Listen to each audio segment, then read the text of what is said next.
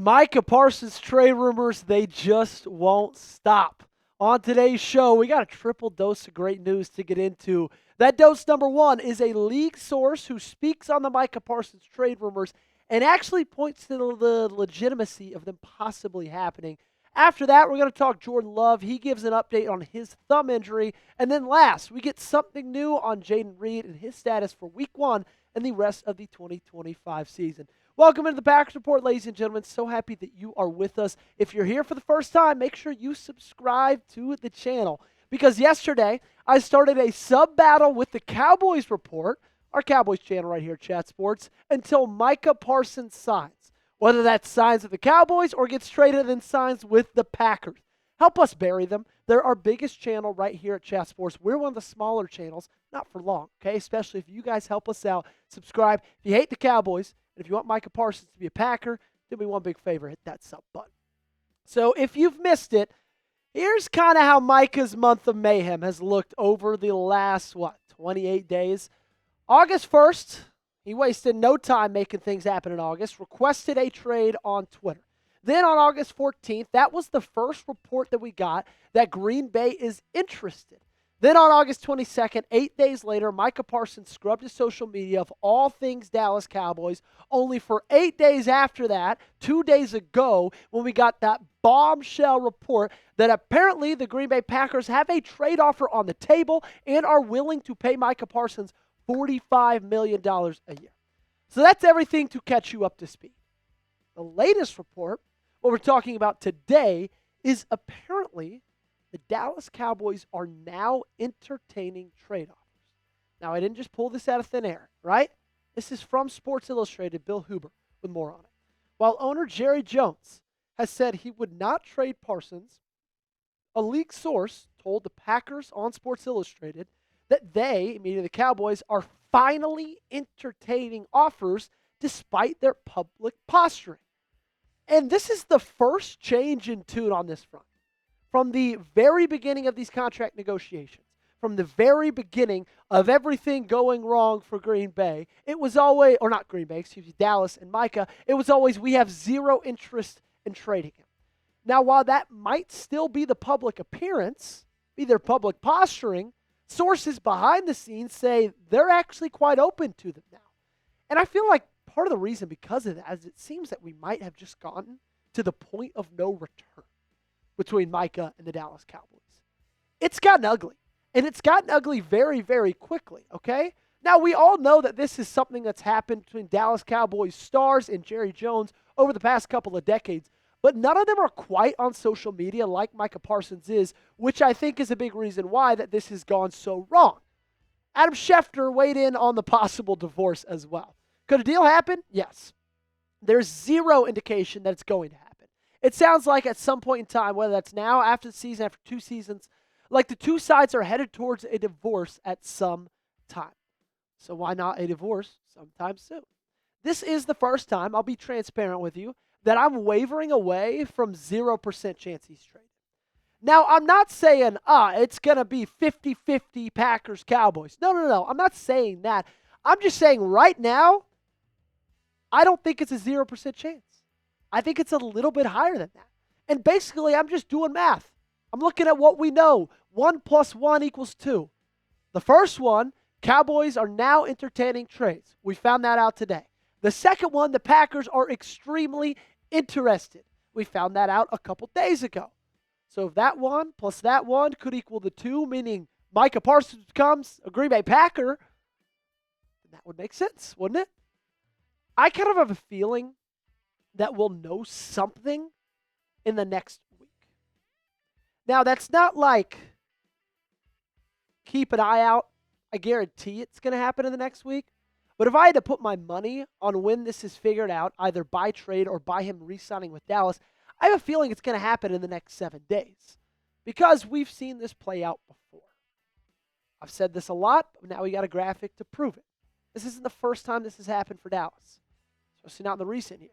But to start us off, we got to throw it back 3 decades ago. Emmitt Smith, he signed after week 2, the year after they won the Super Bowl.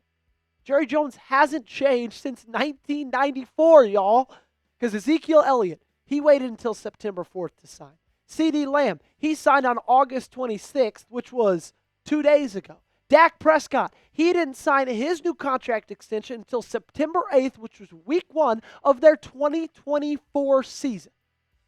So why I feel like it's going to happen sometime soon is because Dallas doesn't open up with the easiest of schedules. They have to go on the road Thursday Night Football to kick the season off against the defending Super Bowl champion Philadelphia Eagles. And they play New York. Connell, Giants fan, he's producing. Close your ears. I think they'd win that game no matter what. Chicago's not going to be easy, especially on the road. Ben Johnson's going to have that team looking a lot better this year, okay? Green Bay, at home. We all know that the Packers own AT&T Stadium. So those 4 games, 3 definite chances to lose. You could possibly lose all 4 if you're missing not only your best defensive player, but your best player. So that's why I think if it's going to happen, it's going to happen before next Thursday because that's when that kickoff game is against the Philadelphia Eagles. What do you think the percent chance is that Micah gets traded? Scale it for me in the comment section down below. Okay, give me a 1 to 100. If you're saying 1, you're saying basically no chance, okay? And if you're giving me a 100, you're saying, I think it's going to happen. No chance it doesn't. Just weigh in and let me know your answer down below. Another day on the Packers Report means another message from our favorite sponsor at Underdog. Look, guys, football is here, and it's going to be here for a while, and Underdog is the best place to make picks and win money all season long. Let's cut to the chase. If you download the app today and sign up with promo code Packers Report, you score $50 in bonus funds when you play your first $5. Playing on Underdog is easy. Just pick whether your favorite players will go higher or lower on stats like touchdowns, receiving yards, interceptions, and more. Get your picks right, and you could win up to 5,000 times your cash, and you can play with as little as $1. I got an Underdog lineup for week 1 against the Detroit Lions. I'm feeling really good about Jordan Love in that game. Give me the higher on 1.5 passing touchdowns. Give me also the higher on 25.5 receiving yards for Jahmyr Gibbs. And if we're talking about running backs catching the football, give me the higher on Josh Jacobs' 2.5 receptions. Download the app today and sign up with promo code Packers Report. Just score $50 in bonus funds when you play your first $5. That's promo code Packers Report. Millions of fans have already won billions making picks on Underdog. Will you be next? Underdog. Make picks, win money. Must be 18 or older, 19 or older in Alabama and Nebraska, 19 or older in Colorado for some games, 21 or older in Arizona, Massachusetts, and Virginia, and present in a state where Underdog Fantasy operates. Terms apply. See assets.underdogfantasy.com/web/playingitterms_DFS_.html for details. Offer not valid in Maryland, Michigan, Ohio, and Pennsylvania. Concerned with your play? Call 1-800-GAMBLER or visit www.ncpgambling.org. In New York, call the 24/7 Hope line at 1-877-8-HOPE-NY or text HOPE-NY to 467-369. So today's report that we got from practice, the second dose of this triple dose of great news, Jordan Love was a full participant today. And I think that's what we've all been waiting for since we got the news a couple weeks ago that he underwent a thumb procedure. We've all been waiting to hear that he's a full participant in practice. Now, full participant just means he went through all of the drills. There still were some things here and there where he had to, hand it off with his offhand, and he didn't necessarily take 100% up the snaps that he normally would. But still, he was out there. He was in pads. It was a scrimmage-type day. And Matt Lafleur spoke to the media this morning, said that he has no complaints, talking about Jordan Love, after returning and taking snaps in practice this week. Still doing handoffs with the offhand, right? Like we said. Feels like I can finally breathe. Because ever since we got that report, I was just worried he was not going to be 100% ready to go. And that was frustrating because we never saw a 100% ready to go Jordan Love last year. Well, we saw him for like a half, and then he had that MCL sprain against Philly.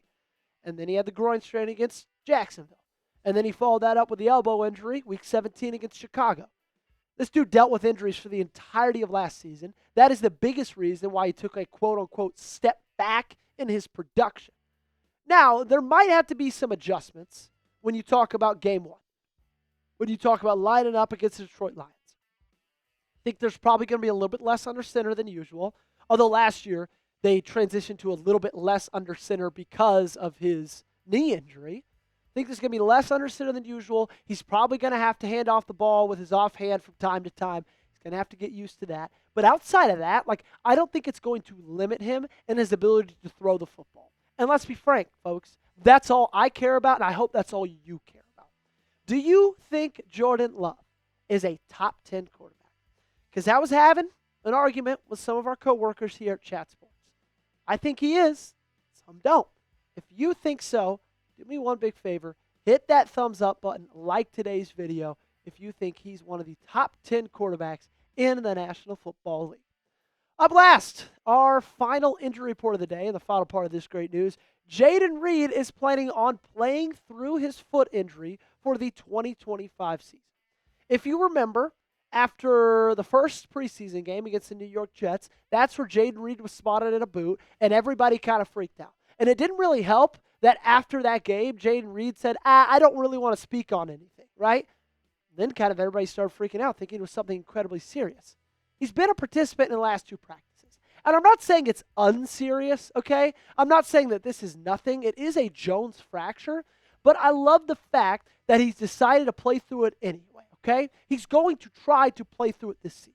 That shows me a couple things. Number 1, that he's incredibly tough. Number 2, that he wants to be out there with his friends. So that's great news. You're going to have Jayden Reed ready to go week 1. Not 100% ready to go, but you will have him there, which we didn't know just a couple weeks ago. I do have mixed emotions about this, however.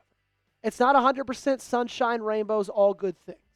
Because I look at it in the sense of I have some worries.